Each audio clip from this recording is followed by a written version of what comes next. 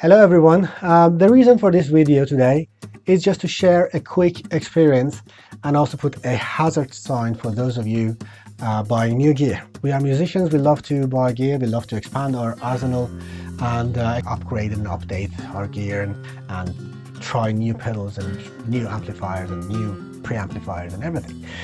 But the thing is that I would suggest you to do a little homework before buying something about the manufacturer. It's very important because it makes you a little more future-proof. Some of the big names in the game, some of the big known products are at the same time very famous for not being a very good supporter when it comes to aftermarket. So you can end up waking up in the morning and realizing that your gear is not recognized by your OS or by your Windows or whatever system you're on. So it's better to do a little homework, and then when you buy that you are more sure that your gear will last longer with you, because it's not only about the financial side of that, because you have to spend a lot of money buying new gear, but at the same time it's important because a lot of learning curve is involved with your new gear. For example, when you have a new preamp, if you have a new sound card, you learn the sound card, the sound of the sound card. You learn how it reacts to your vocals, to the guitar, to female vocals, to drums, to anything else. So until you learn it, it takes time, and when you buy a new gear, then you have to spend another time to learn that. Sometimes you buy a new gear which is even higher quality, but you find yourself not getting the best results you could. And you just start wondering, I would get better results with my old sound card, which was cheaper. How is that? Because you knew your work around it, and you have to learn the new sound card as well. It takes time, so it's better to be a little future-proof. Something that happened to me was that in 2009, I think it was OS Lion, when for those of you who follow us, you know that something has changed here. So the centerpiece for my home studio, this is the room where I put down ideas and created videos for you, and we have also created albums here, and also did job for the clients, advertisements and stuff like that. So the centerpiece has been this ProjectMix IO by M-Audio, which in my opinion has been one of the best things M-Audio has ever created. 8-channel interface through Firewire, which I still use. I have no complaints about Firewire because I run a Mac Pro 2010 12 core, which is a beast of its own, and have never had any complaint about the latency or speed or whatever. So it's been a fantastic piece of gear. 8-channel interface, 9 motorized fader, 1 being master, a control section, 2 headphone outs, and also a guitar high Z input. It's been absolutely wonderful piece of gear for me. But after about 1.5 years of buying that, only 1.5 years, or about maybe 2 years maximum, I realized it's not being supported by the OS anymore, because the after line came Mountain Lion, and Mountain Lion wouldn't recognize the sound card. Then I just started thinking about what should I do.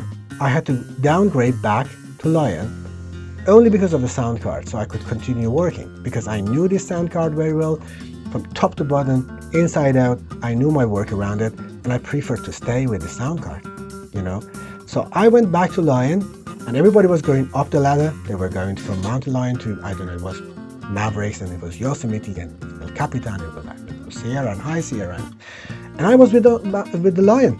I could not go ahead, but I was fine. Everything was working. My plugins were working. Cubase was working. Sound card was working. Everything was working until maybe in 2016 or something. I started realizing that some of the new plugins that I would buy, they were not supporting Lion. Basically, Lion was too old for them. They would install on newer OS. And I just started wondering, what should I do now? So I searched on the internet, and I found a very simple patch created by a bunch of kids, which would introduce your sound card to your OS. So I could manage to install Sierra. So after Sierra came High Sierra, and then, all this Mojave and Catalina, whatever it is today. So then I started thinking, what should I do now? The only thing that I could do was, okay, invest a little money and time, and at the same time do my homework, find something which is more future-proof. The future-proof being, one of them is, I bought a MOTU 896 MK3 hybrid, which is also 8-channel through Firewire, which I said I really like FireWire. I don't have complaints. With this one, through the Cubase, I'm getting about 1.68 milliseconds latency, which is probably because of the Mac Pro being a really beast. I'm getting no pops, no, glitches, nothing.